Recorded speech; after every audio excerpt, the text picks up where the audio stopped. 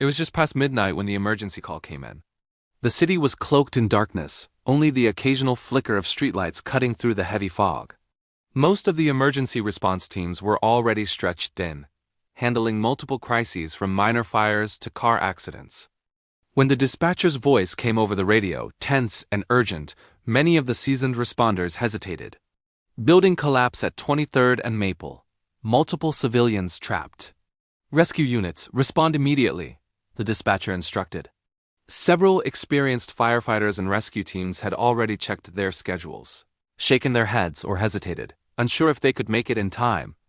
The building in question was an old apartment complex, decades past its prime. It was structurally unstable, and any wrong step could mean disaster for the rescuers themselves. Most would call it a risk too high to take, even with lives on the line. But not him. Ethan Harris, a paramedic and part-time rescue volunteer, was sipping lukewarm coffee at his small apartment when the call crackled through his radio. He didn't think.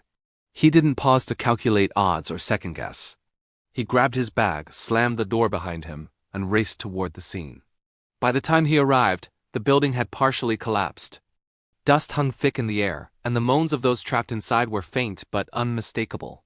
Firefighters on the scene were organizing, but the collapse had left narrow corridors blocked with rubble, making it almost impossible to enter without specialized equipment. The weight of hesitation was heavy, and panic was slowly creeping into even the most experienced responders. Ethan didn't care. He slipped past the barriers, ducking under beams that threatened to fall, and began listening for the faintest signs of life. He could hear someone coughing, someone else calling out for help. He followed the sounds, moving with precise steps, using his training and instincts. The first person he found was a young woman trapped beneath a fallen beam. Her leg was pinned, and she was terrified, shaking as dust filled her lungs. Ethan knelt beside her and spoke in a calm, steady voice. "I've got you. Stay still. I'm going to get you out of here."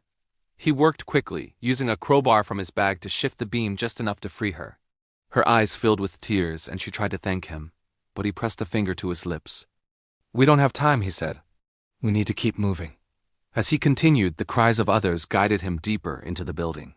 Each rescue was more dangerous than the last, with unstable walls and ceilings threatening collapse. At one point, a wall cracked dangerously close to where he was working to free an elderly man, and the rescuers outside shouted for him to retreat. But retreat wasn't an option. Lives were counting on him. Hours passed like minutes. Exhaustion tugged at his muscles, and dust clogged his lungs, but Ethan pressed on. For every life he saved, he felt a mix of relief and renewed urgency. He didn't stop for praise, and he didn't pause for fear. He moved with purpose, answering the call when no one else dared. By dawn, the collapse site was quieter. Emergency crews had reinforced their approach, following Ethan's lead, and the last of the trapped civilians were safely evacuated. A few responders gathered around him, exhausted and grateful, unable to believe the courage and determination they had just witnessed.